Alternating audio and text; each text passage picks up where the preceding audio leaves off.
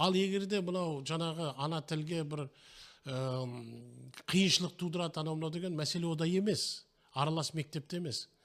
Мәселе мына біздің интернетте. Тіпті осы 100% қазақ мектебінде оқитын балалар осы Елорда Астананың өзінде, менің туған өзімнің немерелерім сондай.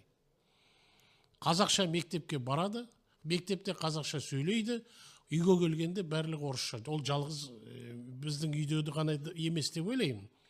Неге десеңіздер, толығымен интернет, YouTube барлығы контент орыс тілді. Ол бір.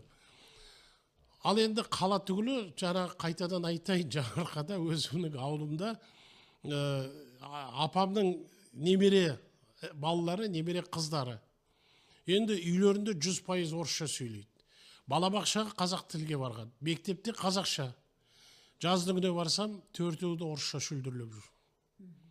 Бұлары не